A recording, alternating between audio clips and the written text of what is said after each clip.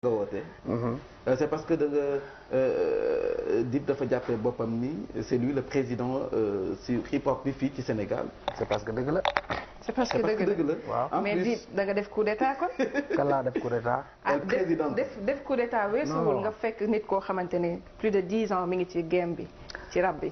nga ñëw détrôné ko nañu waxante dëgg rek Dip.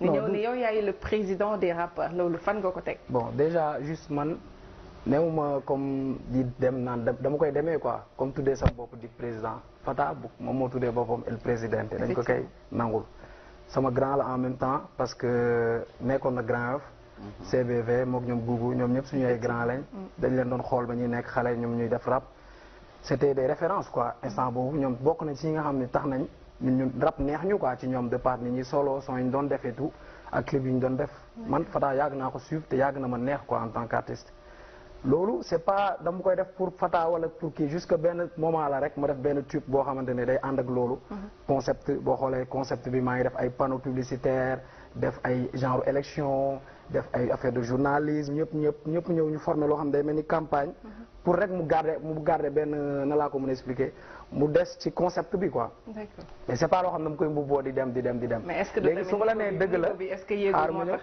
su ma la nee dëgg la c'est parce que dëgg la côté statistique côté lépp loo jël fii nii ci Sénégal côté rap instant bi nii léegi kan ngay jël nga teg ko sama kaw.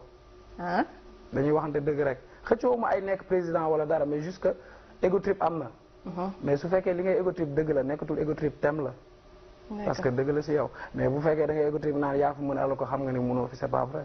mais naka la demee justement ce travail boobu parce que Dip il faut le dire dafa fekk rap bi benn niveau bi mu yëkkati ko yóbbu ko ci beneen niveau qu'est-ce que naka la demee sa stratégie boobu. waaw loolu gëm-gëm la en plus benn bëgg-bëgg la woon rêve la depuis ba ñuy sentir ni war nañ mën a def rap parce que man yàgg naa déglu rap ba may nekk jeune étant tout petit toog ci kanamu télé rajo affaire nekk école et tout après ba ñu demee ba benn moment. dama ko essayé nii rek ak sama benn xarit école maa ngi koy nuyu Ablaye Dem dañ doon tooñante nii rek après ma sentir ni lii mën naa ko def quoi ba ma demee ma commencé bindantu ay texte ba ma commencé bind texte ma ne mais lii mën naa ko def ba ma sentir nag mën naa ko def c'était pas simple il y avait l'école et tout mais moment bi may dem Reptile gars yi commencé liggéey ak man ñu ñëw ma rek génnee sam bopp dama toog studio liggéey toog naa lu mat benn 1 an et demi yoo xam ne dama ko doon liggéey boo xoolee man dama sama projet la nit yi gën a xam lañ njëkk a xam que man sama jëmm quoi dama ñëw génnee benn mixtape nit yi mixtape bi lañ njëkkoon gën a xam que kanamu Dip wala ak Dip en tant que personne wala en tant qu'artiste quoi projet boobu lañ njëkkoon xam parce que am na liggéey bu nekkoon ci ginnaaw je dirais que loolu moom moo poussé fondement boobu noonu moo tax affaire yi demee ni en même temps dafa am benn genre dynamique bu ñuy demee quoi muy que ni ñun lu ñuy def yëpp daf ñuy jaral quoi par exemple dañuy génnee budget yoo xamante ne gars yi xalaatuñu ko def si lu ñuy def ñun. en parlant de ça en parlant de budget mooy clip yu ñuy def mooy affaire yu ñuy ñeme songu affaire yu bëri ñu ngi dem di def ay featuring di liggéey ak ay consultants yu mag ak ay label yu mag et tout loolu xaalis la laaj. xaalis boobu rab bi moo ñu koy jox. rab bi lañ koy delloo parce que nit ki boo bëggee dundal li ngay def tamit bu lay dundal yow fa nga koy dundal. loolu moo tax ñu egg fii nii mais du question ni kese ay talent la wala non am na benn. affaire boo xam ne jaral nañu ko quoi boo xam ne peut-être du ma ne jaral ñu ko ñeneen de mais man gis naa ni man gisaguma comme par exemple comme ñun nu ñuy def nii gisaguma ko wax dëgg yàlla. c'est parce que rab bi dafa am xaalis. rab bi ça veut pas dire que am na xaalis parce que xaalis bi war na gën a ëpp lii. boo xoolee par rapport ak liggéey bi ñu siy daj boo xoolee par rapport ak rab bi lu mu changé fii Sénégal donc waroon na gën a demee nii du man kese maa tax may wax mais ay Rapadio. ay ñeneen ak ñeneen ñu fi jaar ñu bëri. boo xoolee Rapadio ils ont changé des vies seen album ñi am na nit yu koy déglu naan yéen a tax ma changé yéen a tax ma avancé yéen a kii. ma am na ñu ñëw naan ma Dip sa son bi yaakaaruma si kenn moo tax ma am bac moo tax xaw ma saa may xëy dama koy déglu. affaire yooyu noonu jàppal bàyyi donc kooku mérité na loo lu nga xam ne moom la ñuy am ñun. tout à fait parce que déjà on ne paye pas les droits d'auteur du ñu ko fay. nos droits duñ ko percevoir normalement.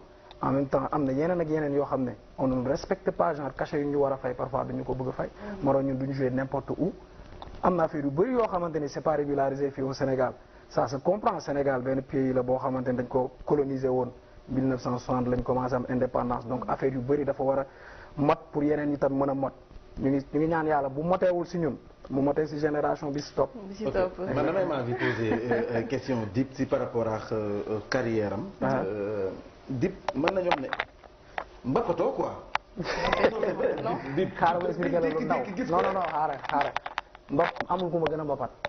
mais Dip mbapatoo non mais gisoo ko demal YouTube demal si internet bi. Dip avant may commencé avant ñu may xam saa yu amoon si Sénégal fii nii compétition hip hop yëpp dama si bokk.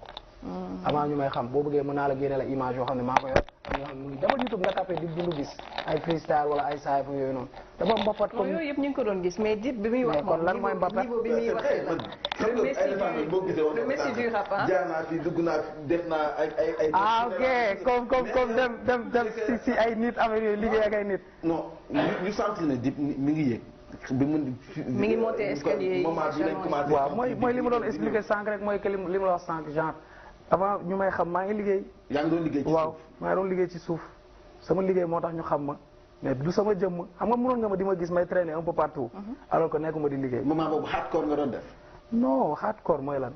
non mooy rap yi may gis si kii rek. xëccante fii saagante fii dóorante. non hardcore du loolu. clash bi non yow da nga yëngu ci clash moom. loolu clash loolu c'est pas man je pense que dépassé naa clash. je pense que dépassé naa mais Dip sa punchline yi moo bari ci sa clip yi de trop ci sa texte yi. bon punchline ça dépend fi nga ko sens bi nga koy jëlee. ah mais xaalis seytaane la xaw ma lan ak lan. ah waaw ok d'accord. loolu moo ko expliqué punchline. non dama foog ni côté clash bi ngeen di wax. man maa ngi ci rab bi de ba nga nekkee ci rab bi. non xamee ma ko woon loolu genre d'accord loolu c'est normal parce que da ngay bëgg nit yi tamit buñ lay déglu. mu leen di marqué ñu ne phrase bi nga wax nii moo leen marqué wala da leen di reetaanloo wala dara mais nit ki mënu la déglu ba pare du am dara lu ko marqué. loolu la ñuy éviter quoi. justement loolu dafa marqué sa fans yu bari nag. exactement maa ngi Iblis sama poche loolu noo koy. punchline boobu noo koy développé xam nga dañ ne xaalis seytaane la xaalis seytaane boo jëlee xaalis nga def xaalis égal seytaane donc maa ngi Iblis sama poche maa ngi xaalis sama poche donc maa ngi Iblis sama poche. kon yaa ngi xaalis. waaw maa ngi xaalis bu bëri. sama poche da nga waxul wax ji. Samira ba xam nga wax bu ko raay. c'est que Dip liñ jékki-jékki rek gis que mu ne tël Dip louche na Dip boo xoolee kanam gii. ah mu ne tekk nii rek crible bi ay nit yu nga xam ne fii ay nit yu dee fii kenn xam lu mu funérailles ay loolu yëpp di ko boole naan Dip mais Dip nag tamit non mais promotion jim nañ ko ñëpp ñu avancé fii si dëkk bi en général yenn politiciens nee nañu ay waaw am na ñoo xam ne ay politiciens yi ñu ko fi jiina donc peut-être parfois sax da nga si sant yàlla quoi xam ni que peut-être comme que yow man maa dem ba di rab bañ may jim promotion mos naa ànd ak sama benn copain ñuy rab si mbedd bi nii ak benn copain ñu saaga ko quoi mais waaj da ko saaga si anglais quoi après dafa ñëw ko si man mu démb mu ne ma booy yaa ngi avancé de waa ji si anglais la ma saaga mais est-ce que du yow yaa leen di may opportunité boobu aussi peut-être parce que ragaluma loolu ragaluma ay nga may wax lii wala nga may wax leneen man xam naa sama bopp je n'ai rien à prouver à personne aw ma lu may ñëw naan waaye est-ce que gars yi duñ ma jiin lii est-ce que duñ ne damaa soxor est-ce que duñ ne lii donc Dip du franc-maçon mais pourquoi mais nag pour lan. Dip du franc-maçon. waaw d'accord Dip du franc-maçon. loolu laa bëgg mu clair. sa relation ak Youssou Ndour aussi bëgg nañ mu leer tuuti. bon Youssou Ndour ku ma apprécié comme tant de Sénégalais mu nekk benn référence pour ñun ñëpp parce que ku si nekk boo sañoon bu ñu waxee sa tur sa xel dem ci Sénégal fépp ci àdduna bi et puis bon man jot nañ toog je pense 2 fois. mais bañ toogee il m'a beaucoup conseillé franchement loolu mu doon lu ma marqué tamit. et puis voilà quoi man loolu moo ma gën a marqué conseil yu ma conseillé ak peut-être moom li muy représenté quoi. parce que ku nekk bu sañoon def comme moom lu mu def ce qu'il a fait pour lui pour sa famille pour son pays exactement. moo tax nga dijjee ko son ba yenn rappeurs yi tam di la ci ŋañ. waaw rappeurs yi moom xam nga dañoo bëri problème. non bu dee rappeurs yi ci rappeurs yi nga bokk. rappeurs yi si laa bokk waaw d'accord même peut-être man sax parfois mais juste que xam nga am na ay rappeurs yu bëri yu def loolu avant man. am na ay rappeurs yu woy ay Beyoncé am na rappeurs yu woy ay Michael Jackson ainsi de suite ainsi de suite. et je pense que daara ji mas nañu Youssou. non am na sax ay boy yu woy fii nii ay El Hadj Diouf ay Sadio Mané affaire. mais yu bi dafa dal de mais parce que Dip la quoi. non yu bi dafa dal est-ce que bokk loola la Dip dérange quoi. waaw loolu moom yàgg na am mais du loo xamante ni pression la wala loo xamante ni dañ koy calculer quoi. non bokkul si non après dina pression boobu dinañ ñox après na yaa ngi koy dund wala dundoo bi wala yaa def lee genre dina am ay problème ak ay nit peut-être parce que parfois dañuy bokk lu ñu bëgg parfois yaa nit ki boo leen bokkee li ngeen bëgg parfois du yomb pour ngeen juboo quoi genre comme coupe du monde rek équipe yëpp bëgg jël coupe du monde donc day métti ñoom ñëpp day métti si ñoom pour kenn jël coupe du monde même bu fekkee gagné nga ma am na fair play am na lépp mais parfois guerre bi da nga koy sentir si dëkk yi si supporters yi si journalistes yi. non man su ma la nee du ma clash bàyyi naa clash dépassé naa clash. jusque damay def ay pic genre damay def ay pic si samay son et tout. pour ñu lay bàyyi xel quoi. parce que si rap la bokk genre dafa am benn genre intelligence genre exercice d'intelligence bu ñuy defante suñu biir quoi. ah d'accord ku nekk da ngay am nooy xawee kii sa morom parfois. mais am na ñu nga lim nii sax amuñu clash pour de vrai amuñu clash bu xam ni clash moo tax ñuy wax peut-être que nit yi ñooy dégg rek. fan si voilà fan si boppam ñooy bëgg clash yenn saa yi wala ñoom ñooy xama rek tamit dañuy bëgg yow nga raw kii. par exemple man samay fan day bëgg ma raw kële sa fan sami bëgg ma raw ko ainsi de suite noonu rek la demee. mais gis naa la aussi bi Ngaaka Blindé génnee yaa ngi ci def benn témoignage. mën nga ñu ci leeral tuuti. waaw jusque loolu la ñëpp doon ñaan man wax dëgg yàlla nit ku gën a soxor si àdduna de boo ñëwee nga laaj ko par exemple ndax yéen nga nit ki prison. non da la naan déedéet parce que kenn yéen parce que man bugguma fa dem. donc du ma ko yéene sama morom wala koo xam ne dama ko xam donc li ma koy ñaanal mooy génn bu mu génn mu jik ko. mu avancé bu baax a baax mu gis loo xamante ni mosu koo gis ci carrière am mu gis lu ko gënal fuuf quoi loolu laa koy ñaanal. ok léegi bu njëkk bi dañ daan sentir ne rap dëgg moo amoon ñoom dañ ko doon def parce que dañ ko moment en fait dañ ko sentir seen xol mais léegi dafa mel ni rap bi c'est commercial. léegi lan moo tax rap bi commercial ndax lan moo tax ngeen jàpp ni rap bi dafa commercial à 100% quoi. parce que am na ay sponsors déjà yow yu ñëw ci yow. duma lim seen tour yaa ngi leen di liggéeyal bu baax a baax ça va quoi. sponsor yi ça va parce que je trouve que ça va dafa minime. je trouve que dafa minime benn sponsor laa mës a am de vrai sponsor quoi. waaw te instant bi sax ñoom ñu ngi ci ay voilà c'est pas contrat bi daw instant bi contrat bi dawul sax si boppam nii. mais sénégalais yi ñi ngi yaakaaroon yaa ngi ciy lekk lu bari. bon alhamdulilah liggéey nañ lu ñu war a liggéey ñun lu ñu leen waroon defal comme résultat def nañ ko. franchement amuñu benn problème par rapport ak ñoom tamit ñun luñ doon xaar ci ñoom jusque dafa nekk contrat boo xam ne avancé wul peut-être am na ay raisons mais xëy na suñ si tollaatee dinañ si demaat. alors si muy wax si affaire rap bi lu tax rap bi commercial. je trouve que rappeurs yi ñu doon rabee ak léegi peut-être am na changement d'accord parce que ñu ngi ciy commencé boole ay tëgg ay tama ay rappeurs yi di woy fii. wala ñu def ay featuring ak ay mbalaxmaan et tout pourtant yaa gën a am. jusque àdduna day avancer day évoluer yaa ngi def sa greffage bu xaw a rouge lii nii 2 ans 3 ans si ginnaaw peut-être nit yi daal ñu ko def donc c'est tout à fait normal il faut que nit yi xam ni rap musique la rap du ay génn fii di sàndante xeer wala affaire yooyu noonu musique la avant tout yow nag su fekkee amoo capacité avancer ak àdduna bi nu muy avancer da ngay taxaw léegi nit yi bu ñu la rawee da ngay mer c'est tout à fait simple mais rappeurs yi boo demee ba rappeurs yi si gën a mag si àdduna bi ñoom Jay-Z ñoom Nas ak ñoom ils reconnaissent que rappeurs yu bees yi peut-être li ñuy def bokkul ak ñoom li ñuy def mais ils reconnaissent leur talent parce que art dafa laaj créativité nit yi bëgg nañ ko am talent trop mais boo niroowee ak ñëpp da ngay soof duñ la bëgg a déglu ak loo am talent donc c'est important ngay créer créative ko mën a topp parce que dañ naan waaye dafa nooyi wala dafa def nii wala dafa def nii alors que du chaque fois lay mel noonu exactement am na ñoo xamante ne dañ choisir li am dañ choisir leneen mais danger bi fa la nekk si animateur hip hop yi ñoom ñoo njëkk a nekk danger bi parce que ñoom ñooy ñëw di wax ay wax yoo xam ne peut-être ils ne le maîtrisent pas beneen côté bi tam ci yenn rappeurs yi parce que da ngay gis benn rappeur bu xëy naan moroomu rappeur am li ngay def du rabat dugg na fii génn fi alors que sa yoon nekk si ku nekk il est libre de faire son art yow dañ la bàyyi nga libre donc sa liberté ci liberté keneen fu muy commencé foofu la sa liberté di tàmbale exactement évolution boobu daa mel gis nañ ko si Dip dafa commencé bëgg mu wax sentimental parce que léegi son bëggee li ngay way xaw na bari ci mujjantal alors que les difficultés de la vie mi ngi fii tolluwaay réew mi jafe-jafe yi nga xam ne réew mi si lañ nekk Dip duñ la si gis nga jékki-jékki di si génne yenn pourtant peut-être da ngay bañ état bi am bët non man ragaluma état bi jusque dafa xëy na son yi may def yu am ay mbëggeel ak yooyu mooy gën a siw au Sénégal dañuy consommer mbëggeel waaw parce que Sénégalais peut-être dañoo sonn non mais nañu waxante dëgg nit ki mënoo ko fekk mu sonn nga naan ko da ngaa sonn di ko wéyal sa sonn nañu waxante dëgg. waaye te mënoo fekk ko sonn mënoo fekk ko sonn nga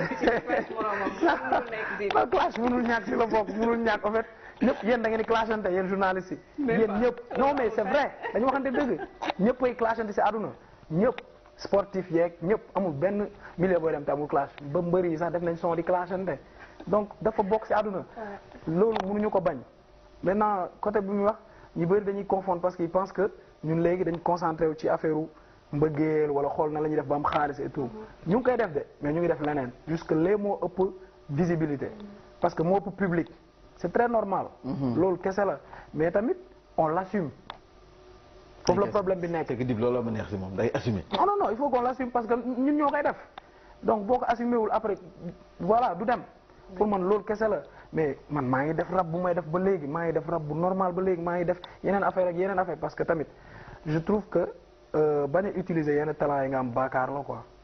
waaw parce que yàlla may xëy na mënoon na ko may keneen mu may la ko yow te toi tu ne l'utilises pas.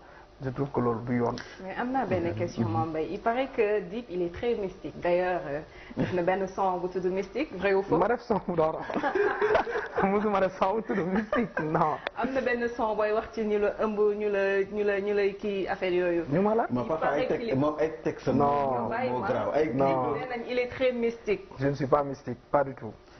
Dip la Sénégal lañ nekk fii ku fi nekk am na cumbukaay.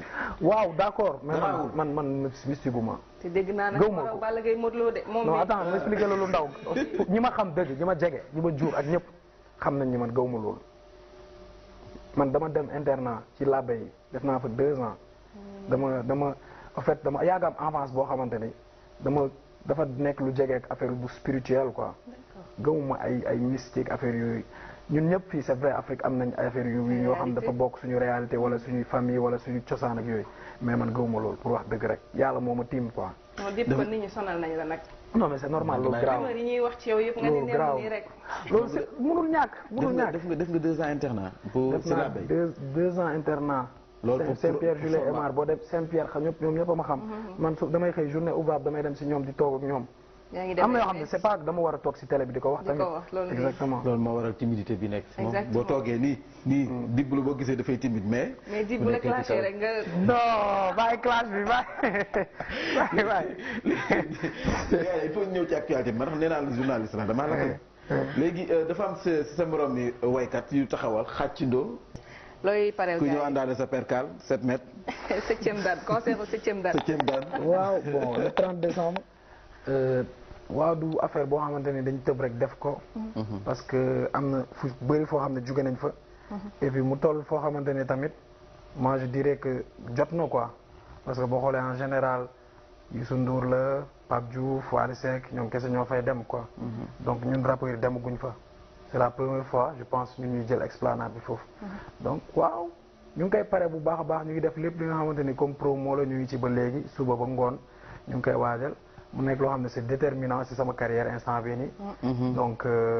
tout ce qui va avec tout ce qui peut faire réussir l'événement ñu ngi ci en même temps aussi di woo gars yi rek di leen wax que ni le 30 yàggatul c'est dans quelques jours ñu pare ko bu baax événement bu mag a mag a mag la ñuy def show bu mag a mag a mag spectacle bu mag a mag a mag parce que voilà gars yi xam nañ gars yi nga xam ne ñëwoon nañ sama concert ay stade Iba Mar et tout xam nañ quoi donc ñun lu ñuy rêver mooy def ay affaires yoo xamante ni day marqué quoi def loo xam ne day marqué donc c'est l'objectif te inch'Allah gars yi bu ñu ñëwee nañ xam ni que lii voilà du loo xamante dañ ko doon gis quoi mais doo ko defee palais daxaanama de waxuma président Dip de mais président de la République kii lan lay def foofu palais pour dem palais moom dama koy gis palais lan la fay def man mi yow mii dama koy gis palais kii am na yoo xamante ne day foog ne dama ko xamal lan ngay def palais day foog ne dafa am yu ma xamal da kay foog palais benn yoon laa dugguma sax palais si kii bi rek laa duggoon bu ndaw bi. Koron Seck.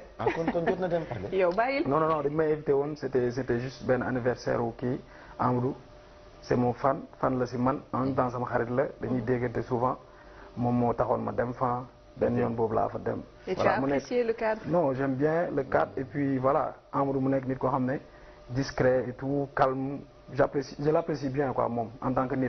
voilà parce que gisuma si moom non gisuma président jotuma gis président moom laa gis. président bu dajee morom président. alors laa bëggoon li mu am. président non gisuma ko moom rek laa gis voilà.